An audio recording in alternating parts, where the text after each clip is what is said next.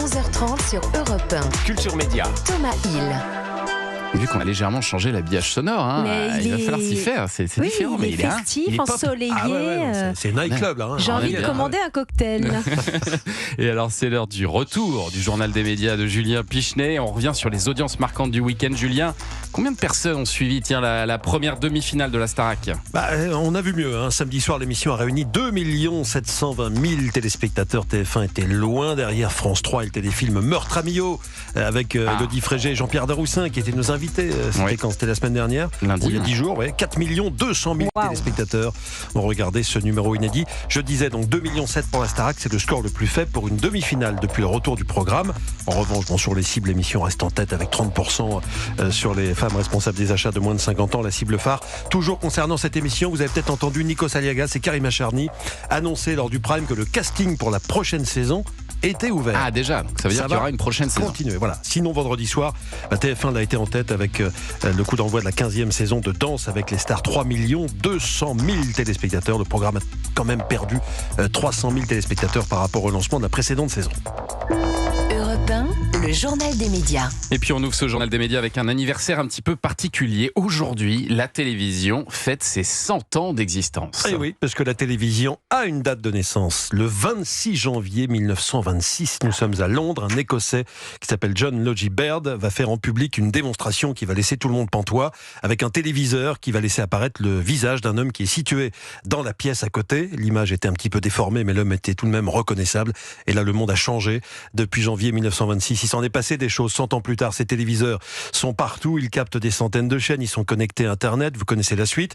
Mais 100 ans plus tard, on peut aussi se questionner sur la suite. À l'heure des smartphones, des tablettes et des ordinateurs, les téléviseurs ont-ils encore de l'avenir ?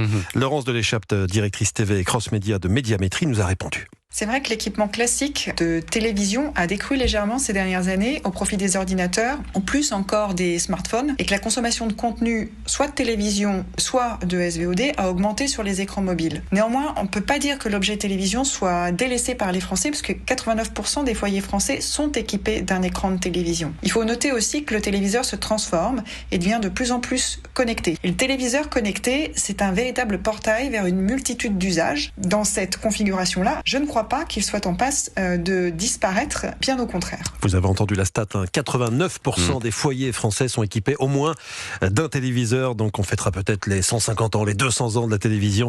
Laurence Deléchappe, directrice TV et cross-média de Médiamétrie pour Culture Média.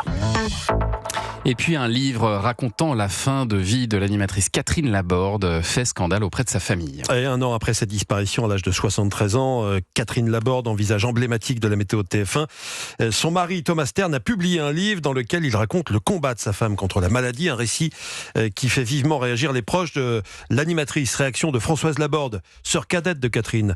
Je la cite: à cette tristesse s'ajoute la consternation, le dégoût de voir ta maladie et ton départ exploités dans un livre que ton compagnon a cru bon de publier.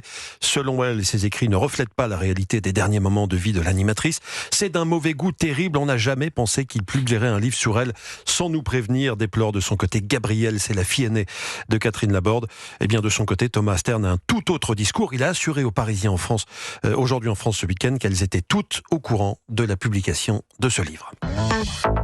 Et puis côté programme maintenant, TFX lance ce soir une nouvelle émission de télé-réalité baptisée Tricheur. Il s'agit d'une création française. 14 personnalités sont réunies, pour la plupart issues de la télé-réalité, sont réunies dans une maison inspirée de l'univers de Las Vegas.